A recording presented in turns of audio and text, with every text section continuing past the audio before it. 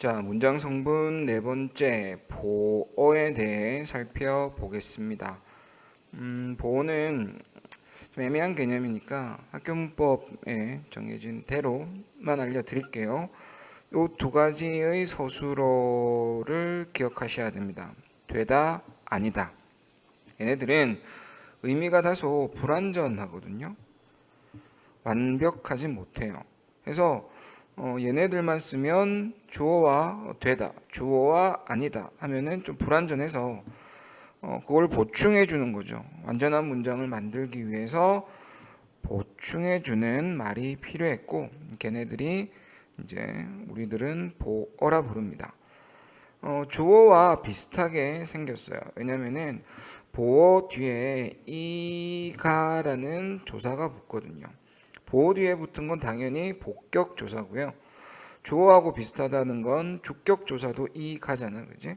그래서 모양이 비슷하다. 근데 이제 다른 거는 불완전 서술어 앞에 있는 것. 예를 보겠습니다. 그가 마침내 대학생이 되었다. 되다 여기 있네요. 그 앞에 있는 대학생이 바로 보어입니다. 이게 불완전하다는 거 아까 앞에 설명드렸는데 이게 그잖아, 그지? 주어 그가 되었다. 불완전하단 말이죠. 그래서 보어가 필요하게 된 겁니다. 이해되죠? 두 번째 예문 볼게요. 우리는 그가 정당했음을 깨달았다. 우리는 주어고요. 깨달았다 서술어입니다. 목적어가 있고요. 을이 있으니까. 근데 이거는 이제 하나의 절이 되겠다, 그지? 음으로 했으니까 뭐다? 명사절이 되겠죠. 명사절이 목적어로서 기능하는 문장이었습니다. 그리고 여기에는 이제 되다 아니다라는 서술어가 없으니까 보는 없습니다. 없고요. 세 번째 예문. 저 사람이 네가 말한 그 학생 아니니? 할 때 아니다라고 하는 서술어가 있으니까 그 앞에 있는 학생이 보호가 됩니다. 물론 여기에 있는 복격조사 학생이라는 조사는 생략 가능하죠. 여러 번 얘기하지만 우리말에서 조사는 생략이 가능합니다. 보호 정리하면 되다 아니다 앞에 이가가 붙을 수 있는 말, 그걸 보호라고 합니다. 문장 성분 다섯 번째 관형어에 대해 알아보겠습니다. 관형어는 체언을 꾸며주는 문장 성분이다. 체언은 명사, 대명사, 수사가 있죠. 이런 것들을 꾸며준다라고 했습니다. 그래서 관, 머리에 당건처럼 이렇게 쓰는 그 관이라는 말을 붙인 겁니다. 그래서 꾸며주는 문장 성분인데 무엇을? 체언을 꾸며준다. 주의할 건 관형어는 의존 명사 앞에서는 반드시 있어야 된다라는 거. 거꾸로 얘기하면 의존 명사는 혼자 못 쓰인다라는 거지. 관형어가 반드시 앞에 있어야 된다라는 것 기억하셔야 됩니다. 관형어의 형태를 보면 첫 번째 예문 철수가 새 옷을 샀다 할 때 이 새가 관형어입니다. 관형사가 바로 관형어가 된 경우.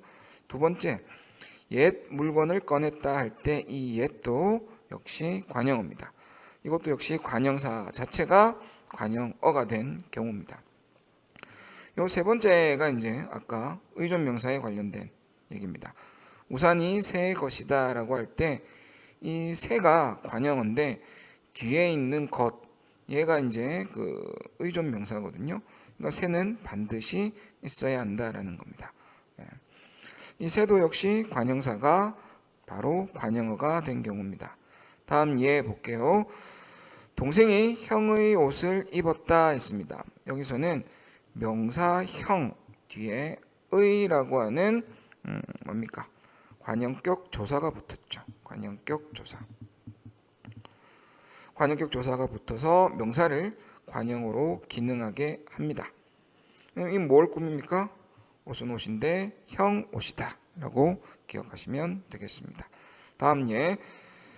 철수는 천재인 형이 있다 라고 할 때 꾸며주는 말 천재인 형 이렇게 되는데요. 여기에 나타난 이제 모양새는 이거죠. 천재이다라고 하는 이다 서술격 조사가 있습니다. 이런 서술격 조사 뒤에 니은이라는 어미가 붙은 거죠. 그래서 서술격 조사의 관형사형입니다. 서술격 조사의 관형사형 활용했다 이 말입니다. 니은이라는 어미를 붙여서. 다음 예 보겠습니다.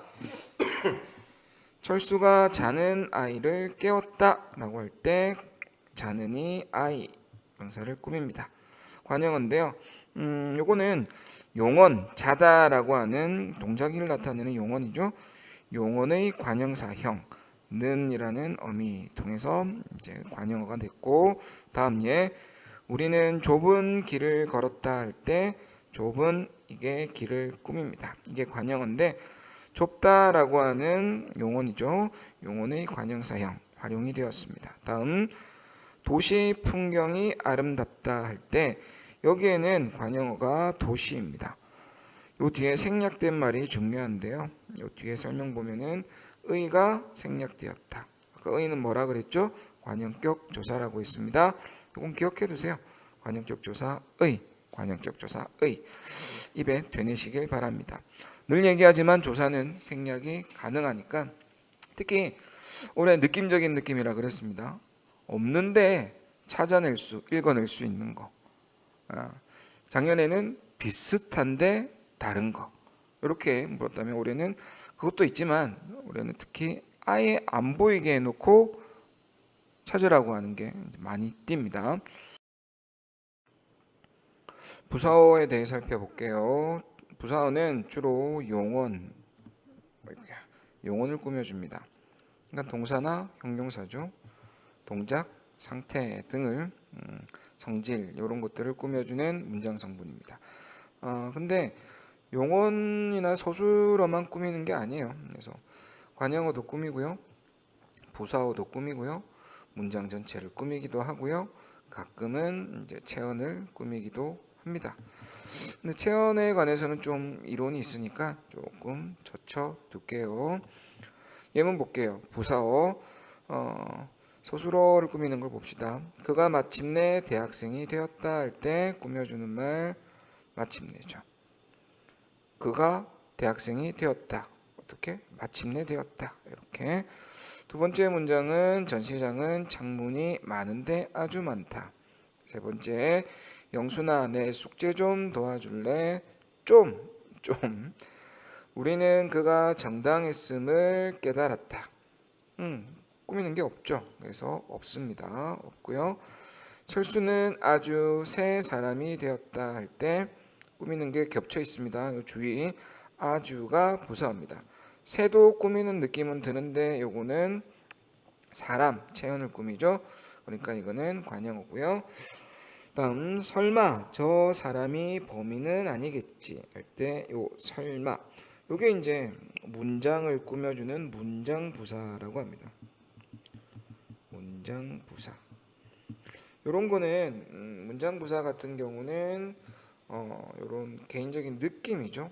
느낌이나 판단 요런 것들이 많이 있습니다.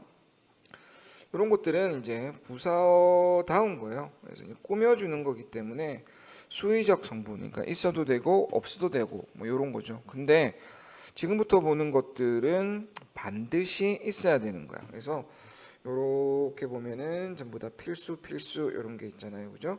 이런 거는 요쪽을 보는 게 아니라 여기를 보셔야 돼요. 어떤 서술어가 있느냐. 그래서 두다는 뭐뭐에가 필요하고, 굴다 시끄럽게 뭐뭐하게, 참석했다 어디에, 넣었다 어디에, 주었다 누구에게, 삼았다 무엇으로, 다르다 무엇과 와, 이런 것들이 있어야 한다라는 이 서술어를 기억하실 필요가 있습니다.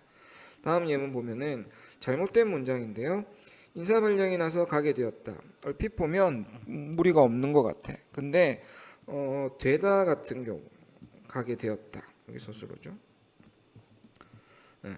이런 거 같은 경우는 이제 그 어디로라고 하는 이제 필요해요. 그래서 총무과로 같은 이제 필수 부사가 있어야 됩니다. 그래서 여기는 필수 부사가 없기 때문에 잘못된 문장. 바로 고치면 어디 어디로 가게 되었다라는 말이 있어야 된다.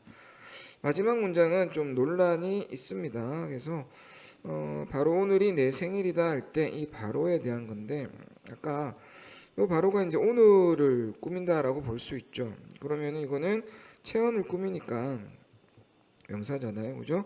체언을 꾸미니까 이거 관형어로 봐야 되지 않나? 관형어로 봐야 되지 않나 싶은 생각도 듭니다만 바로가 부사어이기 때문에 이거를 부사어로 봐야 된다라는 의견도 있습니다.